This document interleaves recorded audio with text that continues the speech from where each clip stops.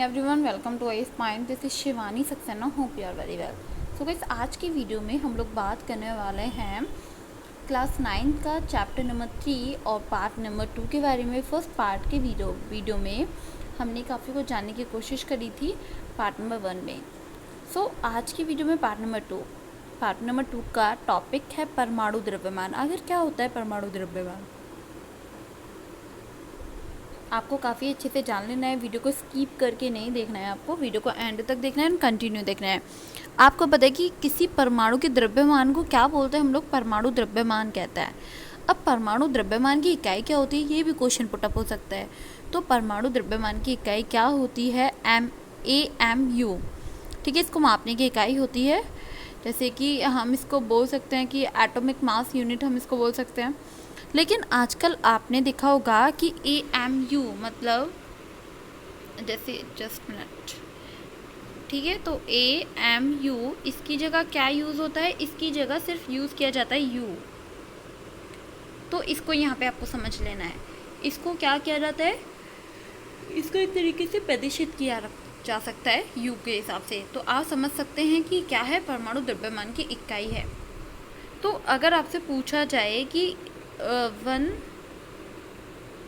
One you कितना होगा, ठीक, तो अगर आपसे क्वेश्चन पुटअप हुआ कि 1U कितना होगा, तो कार्बन जैसे हो गया, कार्बन आपका कार्बन 12 हो गया। ठीक है, इसके लिए परमाणु द्रव्यमान अगर आप लें तो कितना रखेंगे आप? 1/12। क्यों? क्योंकि हमारा कार्बन कितना है? 12, तो हम क्या रखेंगे? 1/12 रख दिया। अब उसके बाद से जो भी इसका भाग है, ठीक है, भाग को क्या करेंगे हम? भाग को LU कहा जाता है। क्या कहा जाता है? इसके भाग को LU कहा जाता है। अगर इसका समीकरण पूरे से देखें हम, तो हमें पता चलेगा जैसे 1U इजिकल टू कार्बन को क्या बोलते हैं? C12 के परमाणु का द्रव्यमान। ठीक है, परमाणु का द्रव्यमान कितना हुआ आपका? 12। ये यहाँ पे आपको समझ लेना है। अब कुछ परमाणु, जो भी कुछ तत्व हैं जिनके परमाणु द्रव्यमान आपको पता होना चाहिए, जैसे कि आपका हाइड्रोजन, फर्स्ट आता है आपका हाइड्रोजन। ठीक, तो हाइड्रोजन का आपका क्या होता है परमाणु द्रव्यमान? क्या आता है? 1U होता है। ठीक, अब आपका आया कार्बन। कार्बन का कितना होता है? कार्बन का होता है 12U। ठीक, और नाइट्रोजन, तो नाइट्रोजन का आपका होता है 4U, मतलब 14U। ठीक, तो ये आपको यहाँ पे समझ लेना, 14U हो गया। इसी तरीके से जैसे ऑक्सीजन का 16U होता है, सोडियम का आपका 23U होता है, मैग्नीशियम का 24U होता है, सल्फर का 32 होता है, और क्लोरीन का आपका होता है, क्लोरीन का आपका पॉइंट में है कुछ, जैसे कि 35.5, तो ये आपका क्लोरीन का होता है। कैल्शियम का आपका 40U होता है। अगर आपको इसका उदाहरण बताया जाए तो उदाहरण में आप जानेंगे, जैसे जल हो गया, तो जल कितना होता है आपका? जल H2O। ठीक, जल का क्या होता है? H2O, इसका वो होता है सूत्र। अब H2O अगर आप लगाएंगे, जैसे कि H, मैं आपको इसके बारे में पहले भी समझा चुकी हूँ कि H2O मतलब 2H है और एक O, तो 2HO। ठीक है, H2 हो गया। हाइड्रोजन का परमाणु द्रव्यमान क्या हुआ? 1U हुआ। और ऑक्सीजन का परमाणु द्रव्यमान आपको क्या बताया था? 16U बताया था।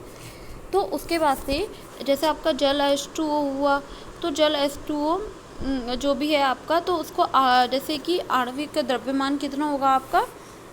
2 गुणा 12 से 2 मल्टीप्लाई 1 तो इजिकल टू 16। ठीक, अब आप इसको देखेंगे कि आपका आंसर कितना निकल के आएगा? 16 हो गया। तो उसके बाद से आपका जो आंसर निकल के आएगा वो आएगा 18U। ठीक है, 18U इसका आंसर आएगा। ये यहाँ पे आपको समझ लेना है। अब आता है आपका कि मोल संकल्पना आखिर क्या होता है, इसके बारे में जान लेते हैं। ये आप यहाँ पे भी इसको देख सकते हैं, जैसे कि यहाँ पे कुछ तत्वों के प्रतीक के बारे में आपको बताया गया है, जैसे एलियम Al, आर्गन Ar, तो ये आपको लर्न होने चाहिए काफ़ी अच्छे से। अब हम यहाँ पे जानेंगे कि आपका कुछ और, यहाँ पे देखिए परमाणु द्रव्यमान भी यहाँ पे दिया हुआ है आपको। आप इसे यहाँ पे इसे भी लर्न कर लीजिएगा, काफ़ी इम्पोर्टेंट है ये। ठीक, तो आपको ये भी काफ़ी अच्छे से पता रहना चाहिए।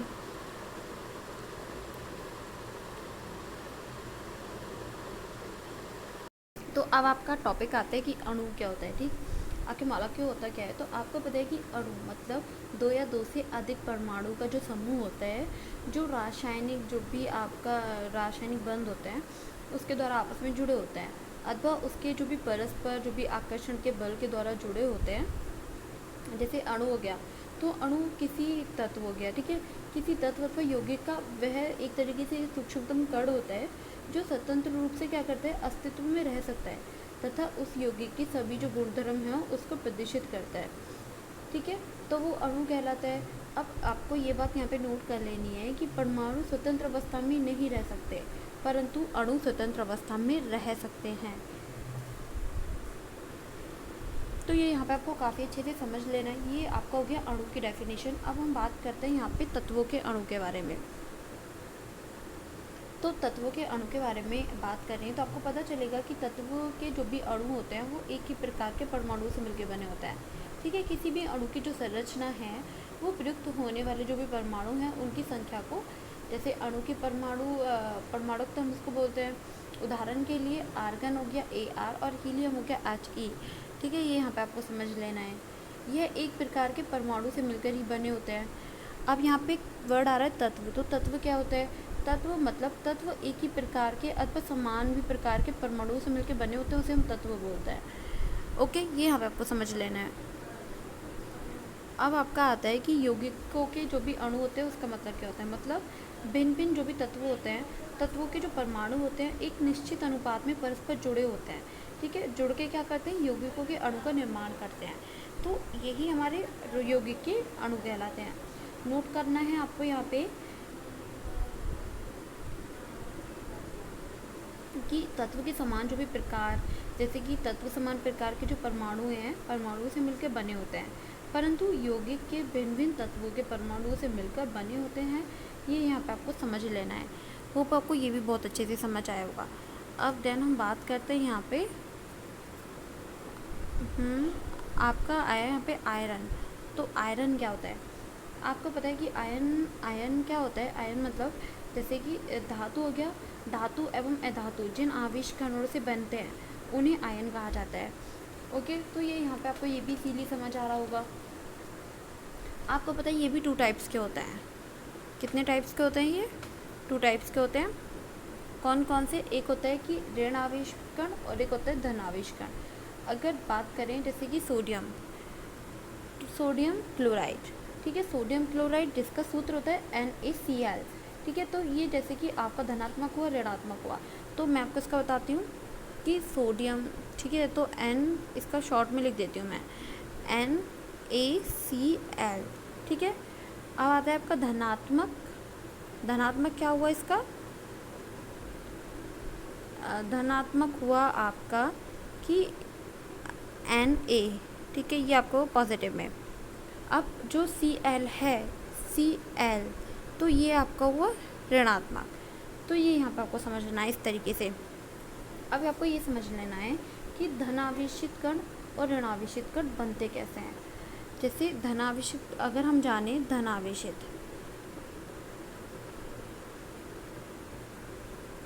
तो जो भी आपके धनावेशित हैं, अगर आप उसके बारे में बात करेंगे तो आपको पता चलेगा कण जब अगर बोला जाए आपसे कि कण जो होते हैं जब कोई परमाणु मतलब इलेक्ट्रॉन के त्याग करता है तो उसे हम धनावेश बनाता है। ऋणावेश कब बनाता है? कण जब कोई परमाणु इलेक्ट्रॉन ग्रहण करता है, ठीक है, तब उसने क्या किया? ग्रहण किया। ठीक है, ग्रहण करने के बाद क्या बनाया? उसने ऋणावेशित करा। ये यहाँ पे आपको समझ लेना है। अब आपको जानना है रासायनिक संयोजन के नियम। आखिर रासायनिक संयोजन के नियम क्या होते हैं इसके बारे में और अब हम बात कर लेते हैं।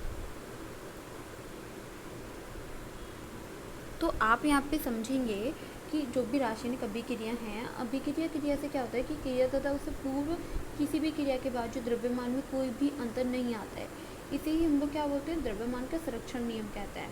इसके भी 2 नियम होते हैं। ठीक है, रासायनिक संयोजन के भी 2 नियम होते हैं। एक तो होता है द्रव्यमान संरक्षण नियम और एक आपका होता है कि जब भी द्रव्यमान में अगर परिवर्तन हो तो क्या होगा, ठीक है। तो ये आपका, अगर पहले मैं इसको आपको डीपली समझाऊंगी कि द्रव्यमान का संरक्षण नियम क्या होता है। तो किसी रासायनिक अभिक्रिया के अभिक्रिया से क्या हुआ कि क्रिया से पूर्व जो भी क्रिया कर रहा है, अब द्रव्यमान में कोई भी अंतर नहीं आ रहा है। द्रव्यमान में अंतर आने के बाद जो कोई अंतर नहीं आ रहा है तो हम उसे द्रव्यमान का संरक्षण नियम बोल रहे हैं। अब द्रव्यमान क्या कर रहा है कि द्रव्यमान का ना ही कोई एक तरीके से सृजन हो सकता है, ना ही इसे नष्ट किया जा सकता है, परंतु ये आपस में एक तरीके से पुनः व्यवस्थित अवश्य किया जा सकता है। तो इसे हम इस तरीके से बोल रहे हैं। अब यहाँ पर आपको ये समझ लेना है कि जब रासायनिक परिवर्तन या फिर रासायनिक अभिक्रिया होती है तो तब क्या नए द्रव्यमान में कोई परिवर्तन होता है, इसको एक क्रियाकलाप के माध्यम से समझते हैं। आपको क्या करना है, आपको 1.25 ग्राम का कॉपर सल्फेट और 1.40 आप कोई मतलब कुछ भी ले सकते हैं इसकी जगह, 43 ले लीजिए, 45 ले लीजिए। तो आपको सोडियम कार्बोनेट लेना है। अब इन दोनों का विलयन अलग अलग करना है, ठीक है। इन दोनों का विलयन को आपको अलग अलग जग में तैयार करना है। अब सोडियम कार्बोनेट का जो विलयन है उसको आप एक तरीके से जो भी आप इसमें इसको डाल देंगे, ठीक है। श्रृंखलाकारी जो होता है इसमें आप उसको किसको डालेंगे, फ्लास्टर में डालते हैं। और जो कॉपर सल्फेट है उसको आप एक छोटी सी परख नली में डालते हैं, ठीक। छोटी सी परख नली इसमें आप डालेंगे। और उसके बाद से क्या होगा कि जो कॉपर सल्फेट विलयन में सोडियम कार्बोनेट के विलयन को इस तरीके से रखेंगे। अब इस परख नली को इसके अंदर लटका देंगे। इस तरीके से लटकाना है कि दोनों आपस में क्रिया ना करें। अब इसको लटकाने के बाद में क्या करना है, इसको तोलना है। तोलने के बाद में इसका भार कुछ भी आ सकता है, 6.3 आ सकता है, कुछ भी आ सकता है, ठीक है। उसके रीडिंग करने के बाद में इसको नोट कर लेंगे। देन क्या करेंगे, प्लास्टर को इस प्रकार से नीचे झुकाएंगे कि ये जो परख नली है इसका कुछ द्रव धीरे धीरे नीचे गिरने लगे, मतलब ये दोनों आपस में फिर क्रिया करने लगेंगे।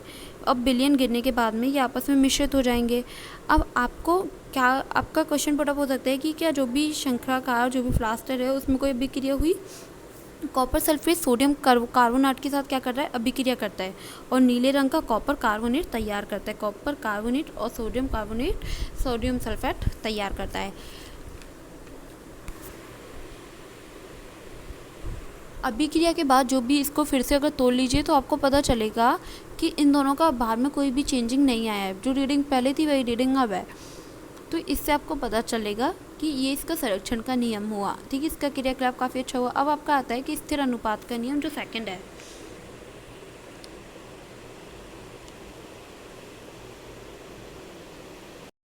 तो इसमें क्या होता है, जो भी स्थिर अनुपात का नियम होता है उसमें प्रतिपादन प्लास्टर ने क्या किया था कि नियम के अनुसार किसी भी रासायनिक यौगिक में जब भी अवयवी तत्व हैं उनके भारों को सदैव एक ही मिश्रित के अनुपात में रहता है। अगर क्रियाकलाप के अकॉर्डिंग समझें तो हम क्या लेंगे, हम तो परख नली लेंगे, ठीक है। हमने तो परख नली ली और दोनों परख नली में क्या करा हमने कि आपका 10 ml झरने, एक में लिया झरने का पानी और एक में लिया हमने किसका पानी, एक में लिया आपका झील का पानी। अब उसके बाद से क्या कर सकते हैं कि पानी लेते हैं और क्या आप बता सकते हैं कि दोनों परख नली में हाइड्रोजन और ऑक्सीजन का द्रव्यमान अनुपात क्या हुआ। तो इसमें आपका दोनों अनुपात समान ही होगा। कैसे कि हाइड्रोजन एवं ऑक्सीजन का अनुपात अब आप लेंगे तो कितना होता है, 1 अनुपात आपका 8 होता है, ठीक है। मतलब कैसे कि H हो गया आपका, मैं इसको सॉल्व करके बताती हूँ। जैसे कि H अनुपात आपका हो गया 2 पॉइंट आपका कितना हो गया 16, तब आप इसको लेंगे तो कितना निकलेगा आपका 1.8 ही निकलेगा, ठीक। आप इसको करके देख लेना, कोई भी डाउट रहता है तो आप उससे मुझे पूछ लेना। आपको यहाँ पे एक बात और नोट करनी है कि किसी भी यौगिक में क्या होता है कि तत्व सदैव एक ही निश्चित मतलब द्रव्यमान अनुपात में इसका विद्यमान होता है। अब कोई भी यौगिक 2 या 2 से अधिक तत्वों को निर्मित होता है, ये और यहाँ पर आपको समझ लेना है। अब आपका कुछ एक टॉपिक और रह गया होगा इसमें, वो भी मैं उसको समझा देती हूँ साथ के साथ आपको, देन आपका ये चैप्टर फिनिश हो जाएगा। ओके,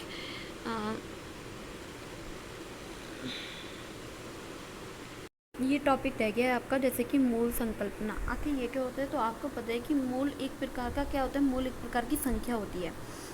कैसे कि अगर हम बोलें 1 दर्जन, तो 1 दर्जन में क्या आएगा, 1 दर्जन में आपका 12 आता है, मतलब 12 केले दे दो, 1 दर्जन केले दे दो, यही बोलते हैं ना। एक मूल किसी भी पदार्थ की कितनी संख्या होती है, काफ़ी अच्छे से देखना है, ठीक है, बहुत इंपॉर्टेंट है ये। तो 6.022 और इंटू 1023, ठीक है। तो इस संख्या को हम जैसे कि आपका अगर बोला जाए को ग्रोथ करते हैं तो इसको इसके नाम से भी जानते हैं हम, जिसका नंबर एक तरीके से निरूपित कर सकते हैं। मोल संकल्पना अगर समझे इसकी डेफिनेशन, जैसे कि स्पीसीज इसमें आते हैं परमाणु, अणु, आयरन, कण, और ये एक प्रकार के मोल मात्राओं की वही संख्या होती हैं जो ग्राम अथवा परमाणु अथवा आपके द्रव्यमान के बराबर होती हैं। ये यहाँ पे आपको काफ़ी इजीली समझ लेना है।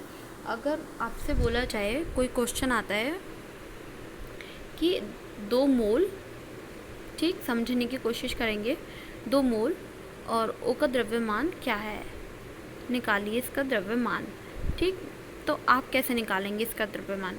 तो इसका द्रव्यमान आप निकालेंगे कि 1 मोल आपका ओ, परमाणु कितना होता है, परमाणु कितनी संख्या इसकी, तो इजिकल टू आप संख्या लिखेंगे, क्या संख्या बताई थी, 6.022, और इन आपका इंट हो गया तो 23, ठीक है। इसके बाद में ओ परमाणु आप कितना निकालेंगे, 16 ग्राम ओ, मतलब 1 मोल ओ आपका इजिकल टू 16 ग्राम, और 2 मोल इजिकल टू आपका 2.16 ग्राम। तो आपका आंसर निकल के आएगा 32।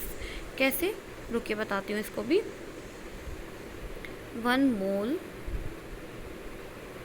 ओ इजिकल टू 16 ग्राम,